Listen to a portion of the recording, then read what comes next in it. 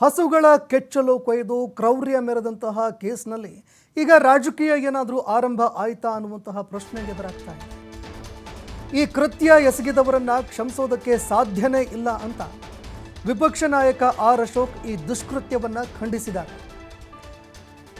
ಇನ್ನು ಆರ್ ಅಶೋಕ್ ಅವರು ಆರೋಪಗಳನ್ನು ಕೂಡ ಮಾಡಿದ್ದಾರೆ. ಪೊಲೀಸರು ಕಾಟಾಚಾರಕ್ಕೆ ಸೈಯದ್ನನ್ನ ಅರೆಸ್ಟ್ ಮಾಡಿದ್ದಾರೆ. ಆತನನ್ನ ಅರೆಸ್ಟ್ ಮಾಡಿ ನೇರವಾಗಿ ಜೈಲಿಗೆ ಕಳಿಸಿ ಏನು ಸಂದೇಶ ಕೊಡ್ತೀರಿ? ಬೇರೆ ಎಲ್ಲ ಪ್ರಕರಣಗಳಲ್ಲೂ ಹೀಗೆ ನೇರವಾಗಿ ಜೈಲಿಗೆ ಕಳಿಸ್ತೀರಾ? ಸರ್ಕಾರ ಮುಚ್ಚಿಡುವಂತಹ ಪ್ರಯತ್ನ ಮಾಡ್ತಾ ಇದೆ ಅಂತ ಆರ್ ಅಶೋಕ್ ಅವರು ಆರೋಪ ಮಾಡಿದ್ದಾರೆ. ಇನ್ನು ವಿಪಕ್ಷ ನಾಯಕ ಆರ್ ಅಶೋಕ್ ಅವರ ಆರೋಪವನ್ನು ಸಚಿವೆ ಲಕ್ಷ್ಮೀ ಹೆಬ್ಬಾಳ್ಕರ್ ತಳ್ಳಿ ಹಾಕಿದ್ದಾರೆ. ಆರೋಪಕ್ಕೆ ತಿರುಗೇಟು ಕೊಟ್ಟಿದ್ದಾರೆ. ಹಸುಗಳ ಕೆಚ್ಚಲು ಕೊಯ್ದವರಿಗೆ ಖಂಡಿತ ಶಿಕ್ಷೆ ಆಗಬೇಕು. ಈ ಕ್ರೌರ್ಯ ಯಾರು ಮೆರೆದಿದ್ದಾರೆ ಅವರಿಗೆ ಶಿಕ್ಷೆ ಆಗಬೇಕು. ಈ ವಿಚಾರದಲ್ಲೂ ಬಿಜೆಪಿ ರಾಜಕೀಯ ಮಾಡ್ತಾ ಇರೋದು ಹೇಗಿದೆ ಅಂದರೆ, ಕತ್ತಲಾಗೋದಕ್ಕೆ ಕಾಂಗ್ರೆಸ್ ಕಾರಣ ಅಂತಾರೆ, ಬೆಳಗಾಗೋದಕ್ಕೆ ಬಿಜೆಪಿ ಕಾರಣ ಅಂತಾರೆ ಅಂತ ಆರ್ ಅಶೋಕ್ ಅವರ ವಿರುದ್ಧ ಕಿಡಿಕಾರಿದ್ದಾರೆ.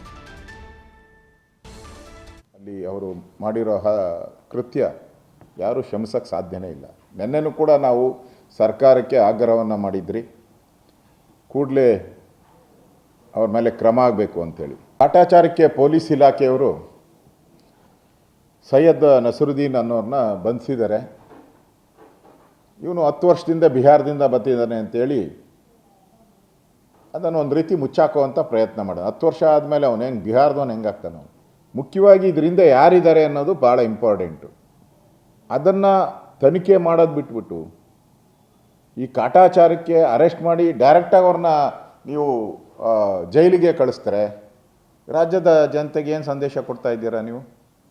ಬೇರೆ ಎಲ್ಲ ಕೇಸ್ಗಳಲ್ಲೂ ನೀವು ಜೈಲಿಗೆ ಕಳಿಸ್ತೀರಾ? ಜೈಲಿಗೆ ಕಳಿಸೋದು ಇಮಿಡಿಯೇಟಾಗಿ ಬಾಡಿ ವಾರೆಂಟ್ ತೊಗೊಂಡು ಅವನ್ನ ತನಿಖೆ ಮಾಡಬೇಕಾಯ್ತು. ಯಾಕೆ ಮಾಡ್ದ, ಏನು, ಇದರಿಂದ ಯಾರಿದ್ದಾರೆ, ಎಷ್ಟು ಜನ ಇದ್ದಾರೆ, ಇದೆಲ್ಲನೂ ಕೂಡ ತನಿಖೆ ಆಗಬೇಕಾಯಿತು. ಗೋವುಗಳ ಮೇಲೆ ಅವರ ಕೆಚ್ಚಲನ್ನು ಕತ್ತರಿಸುವಂಥ ಹೀನ ಕೆಲಸವನ್ನು ಏನು ಮಾಡಿದ್ದಾರೆ, ಇದು ಅಕ್ಷಮ್ಯ ಅಪರಾಧ. ಸರ್ಕಾರ ಇದನ್ನು ಲಘುವಾಗಿ ತಗೊಂಡಿದೆ, ಭಾಳ ಲಘುವಾಗಿ ತಗೊಂಡಿದೆ ಮತ್ತು ಮುಚ್ಚಾಕುವಂಥ ಪ್ರಯತ್ನವನ್ನು ಮಾಡ್ತಾಯಿದ್ದಾರೆ.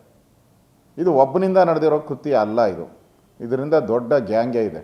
ಆದ್ದರಿಂದ ನಾನು ಸರ್ಕಾರಕ್ಕೆ ಮತ್ತೊಮ್ಮೆ ಆಗ್ರಹ ಮಾಡ್ತಾ ಇದ್ದೀನಿ, ಇದರ ಬಗ್ಗೆ, ಇದರಿಂದ ಯಾರಿದ್ದಾರೆ ಅನ್ನೋ ಬಗ್ಗೆ ತನಿಖೆ ಆಗಬೇಕು ಅನ್ನೋ ಆಗ್ರಹವನ್ನು ಮಾಡ್ತಾ ಇದ್ದೀನಿ. ಅಲ್ಲಿ ಅವರು ಮಾಡಿರೋ ಬಿಜೆಪಿಯವರು ಮೊಸರಲ್ಲಿ ಕಲ್ಲು ಹುಡುಕುವಂತ ಕೆಲಸ ಮೊದಲಿನಿಂದನೂ ಮಾಡಿದೆ. ಇವತ್ತು ಕತ್ಲಾದ್ರೆ ಕಾಂಗ್ರೆಸ್ನಿಂದ, ಬೆಳಕಾದ್ರೆ ಬಿಜೆಪಿಯಿಂದ ಅನ್ನುವಂಥ ಸಿದ್ಧಾಂತದಲ್ಲಿ ಅವ್ರು ಹೋಗ್ತಾ ಇದ್ದಾರೆ. ಸೊ ಇಷ್ಟೇ ಹೇಳಲಿಕ್ಕೆ ಬಯಸ್ತೇನೆ, ಲಾ ಆ್ಯಂಡ್ ಆರ್ಡರ್ ಎಲ್ಲರಿಗೂ ಅಷ್ಟೇ, ನ್ಯಾಯ ಕಾನೂನು ಭಾರತ ದೇಶದ ಪ್ರತಿಯೊಬ್ಬ ಪ್ರಜೆಗೂ ಅಷ್ಟೇ. ಸೊ ಯಾರನ್ನೂ ಕೂಡ ಇದರಲ್ಲಿ ಬಿಡುವಂತ ಪ್ರಶ್ನೆನೇ ಇಲ್ಲ. ಇನ್ನು ಕಾಂಗ್ರೆಸ್ ಪಕ್ಷದವರು ಹಾಗೆ ಮಾಡುವಂತ ಏನಾದರೂ ಹೇಳಿದ್ರ ಅವ್ರಿಗೆ, ಬಿಜೆಪಿ ಅವರಿಗೆ ಆರೋಪ ಮಾಡೋದಕ್ಕೆ ಬೇರೆ ಕೆಲಸ ಇಲ್ಲ. ಪ್ರತಿಯೊಂದರಲ್ಲೂ ಕೂಡ ರಾಜಕಾರಣ ಮಾಡೋದು ಬೇಡ. ಮೂಕ ಪ್ರಾಣಿಗೆ ಈ ರೀತಿ ಮಾಡಬಾರ್ದಾಗಿದೆ. ಆ ರೀತಿ ಮಾಡಿದವನಿಗೆ ಕಠಿಣ ಶಿಕ್ಷೆ ಆಗ್ಬೇಕಂತ ಕೂಡ ನಾನು ಬಯಸ್ತೇನೆ. ಯಾಕಂದ್ರೆ ನಾನು ಪ್ರಾಣಿ ಪ್ರಿಯಳು. ನಾನು ಯಾವತ್ತಿದ್ರೂ ಹೇಳ್ತೀನಿ, ಏನೇ ಒಂದು ನೀವು ಮಾತನ್ನ ಕೇಳಿದಾಗ ಒಂದು ಮಾತನ್ನ ಹೇಳಿರ್ತೀನಿ ನಾನು, ಪ್ರಾಣಿ ಹತ್ಯೆ ಬರೀ ಯಾವುದೇ ಅಲ್ಲ, ಯಾವುದೇ ಪ್ರಾಣಿ ಹತ್ಯೆ ಕೂಡ ನಾನು ಖಂಡಿಸ್ತೀನಿ ಅಂತಾನೆ ಹೇಳಿರ್ತೀನಿ. ಬಿಜೆಪಿಯವರು ಮೊಸರಲ್ಲಿ ಕಲ್ಲು ಹುಡುಕುವಂತ ಕೆಲಸ ಮೊದಲಿನಿಂದನೂ ಮಾಡಿದೆ.